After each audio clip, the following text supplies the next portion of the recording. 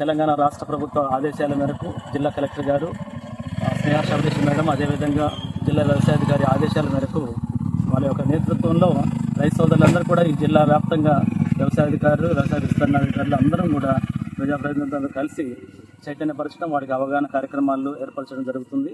ముఖ్యంగా బయారం మండలంలో 99 రోజుల పరిపాలన ఆ సభల దగ్గర నుంచి కూడా ఒక 3 నెలల నుంచి రైతు సోదరులకి అవగాహన కార్యక్రమాలు పెట్టడం జరుగుతుంది. ప్రతి గ్రామ పంచాయతీలో, ముఖ్యంగా మన మండలంలో బయారం మండలంలో 29 గ్రామ పంచాయతీలు ఉన్నాయి.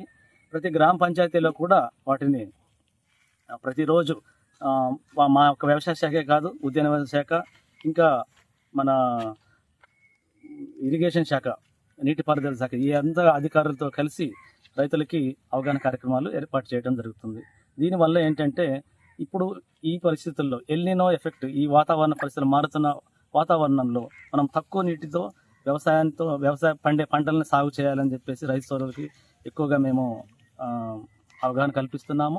అందులో భాగంగా ఇప్పుడు ఈ సంవత్సరం మనకి చాలామంది రైతులు, కొంతమంది మంచి ఆదర్శ రైతులు ఉన్నారు, ఆయిల్ పామ్ సాగు చేసే రైతులు ఉన్నారు. వాంకుడోతి వీర్య గారు అని చెప్పేసి మనకి ఇక్కడ గంధంపల్లిలో ఉన్నారు. వారి యొక్క ప్రోత్సాహంతో మిగతా రైతులు కూడా చాలామంది ముందుకు వచ్చారు. ఈ సంవత్సరం మన మండలంలో దగ్గర ఇప్పటి వరకు 120 ఎకరాల్లో మనం ఆయిల్ పామ్ వేసుకునే రైతులను గుర్తించాము. ఒక 65 ఎకరాల్లో ఇప్పుడు ఆల్రెడీ ఆయిల్ పామ్ పంటని రైతు సోదరులు వేసుకోవడం జరిగింది.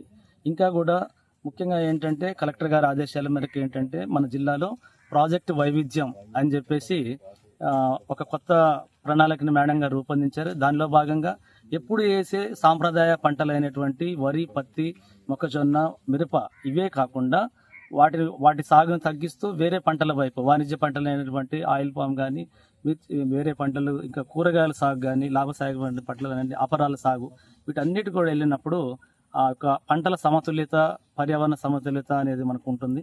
రైతు సోదరులు కూడా ఎరువులు వాడడంలోనూ నిజంగా వాడినట్లయితే భూసారాన్ని కూడా మంచిగా కాపాడిన వాళ్ళు అవుతారు. భావితరాలకు చక్కని నేలని, ఆరోగ్యవంతమైన నేలని ఇచ్చుటకు మనందరిగా తోడ్పడిన వాళ్ళు అవుతారు.